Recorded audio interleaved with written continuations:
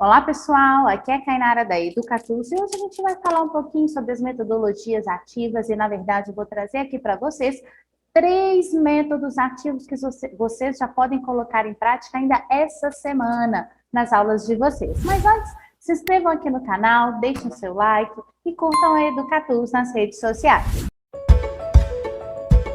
A gente precisa, enquanto professor, criar situações em sala de aula para que os alunos sejam mais participativos, para que eles sejam mais agentes da sua própria construção do conhecimento, para que eles sejam mais participativos e engajados nas aulas. Então, isso tudo as metodologias ativas trazem para nós, porque nós, enquanto professores, também não vamos ser passivos nessa história.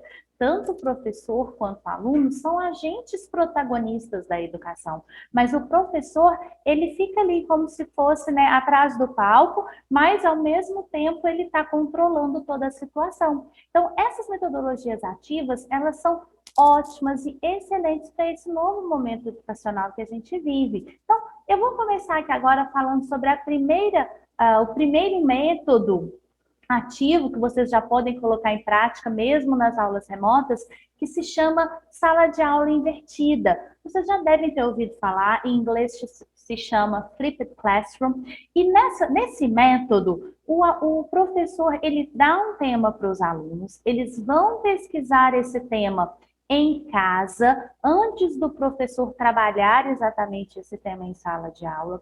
E depois os alunos vêm para uma aula para discutir aquele tema, para mostrar tudo que eles conseguiram pesquisar. Então, a aula fica muito mais enriquecedora, os alunos se sentem muito mais participativos, eles conseguem trazer muito mais contribuições para a sala de aula, e isso faz com que a própria aprendizagem seja muito mais significativa, porque eles estão motivados, eles querem compartilhar também tudo que eles estão aprendendo. E nessa sala de aula invertida, é justamente como o próprio nome diz, né? A gente inverte, ao invés do professor trabalhar aquele conteúdo em sala primeiro e depois, como tarefa, os alunos terem que ir fazer algum exercício, alguma coisa sobre aquele tema, é o inverso, né? O aluno vai primeiro pesquisar, o professor só dá o tema, e depois, então, em sala de aula, o professor discute as questões, pode criar alguns problemas em cima daquilo, para que os alunos possam, de fato, ver a utilidade e a prática daquele conteúdo. E a sala de aula invertida, ela tem como objetivo promover aulas menos expositivas, mais produtivas e participativas, permitir uma melhor utilização e otimização do tempo da sala de aula. A gente vê muitos professores reclamando que não tem tempo de trabalhar todo o conteúdo em sala. Então, essa é uma metodologia, um método que vai ajudar muito para poder acelerar esses processos em sala de aula. E, além disso, esse método também permite um melhor aproveitamento dos alunos com dificuldades na aprendizagem. Então, olha como que a gente consegue conciliar, né, o estudo dos alunos com a sala de aula, de uma maneira muito mais dinâmica do que simplesmente utilizando aulas expositivas. E a sala de aula invertida, ela pode ser trabalhada tanto nas aulas síncronas, que acontecem ao vivo, quanto nas aulas assíncronas, que acontecem, né, através da gravação de aulas. Então, nas duas modalidades é possível utilizar esse método. Então, caso, né, nas aulas síncronas, acaba ficando um pouco mais fácil, porque a gente tem esse retorno em tempo real. Já nas aulas assíncronas, a gente precisa, então, desenvolver outros canais para discussão. Então, o professor pode trabalhar com grupos de WhatsApp, porque aí os alunos podem ali expor as ideias, tirar as dúvidas. A gente pode trabalhar com fóruns, tem muitos vídeos no YouTube ensinando a criar fóruns, né? A criar esses canais de interação entre os professores e alunos. Então, é totalmente possível fazer a sala de aula invertida nesse momento que nós estamos vivendo. A segunda dica que eu vou trazer aqui para vocês, o segundo método que vocês já podem implementar também nas aulas de vocês, ele se chama, eu já ouvi alguns nomes, né? Ele pode ser chamado como técnica do serrote, e pode também ser chamado de leitura de quebra-cabeça, né? Em inglês a gente utiliza muito, que é o Jigsaw Reading. Então, como que funciona esse método? a gente divide um texto ou algumas páginas, alguns conteúdos, né? É muito legal utilizar isso, principalmente com alunos do Fundamental 2 e do ensino médio, porque aí eles vão ter muito mais elementos para poder, né? São um pouco mais maduros até para trabalhar com esse método, mas o professor ele divide o texto ou o artigo que ele está trabalhando ou as páginas do livro, divide em quantos grupos ele quer ter na sala. Então, suponhamos que a minha sala são 25 alunos, eu vou então dividir em 5 grupos de 5. Então, eu vou precisar dividir esse meu texto, esse meu artigo, em 5 partes. Vou dar o tempo em sala de aula para que todos possam ler aquele texto e depois eu vou dividir primeiro os grupos que leram o mesmo texto. Isso é muito importante para aumentar a autoconfiança dos alunos. Então, todos aqueles que leram o texto 1 vão se reunir agora e discutir, né, o que eles entenderam daquela parte. O grupo 2 a mesma coisa, o 3, o 4 e o 5. E isso dá tranquilamente para a gente fazer nas aulas remotas, através do Zoom, através do Meet. A gente cria ali salas simultâneas. No Zoom é mais fácil, porque já tem o linkzinho ali das breakout rooms, mas no Meet também é possível, né? No YouTube também tem alguns videozinhos ensinando como fazer salas de aula simultâneas no Meet. E aí a gente pode colocar esses alunos ali naquelas salas separadas para que eles discutam somente sobre aquele texto. E depois a gente redivide a sala, agora tendo um de cada grupo. Então, no meu primeiro grupo, eu vou ter um aluno do texto 1, um do 2, um do 3, um do 4 e um do 5.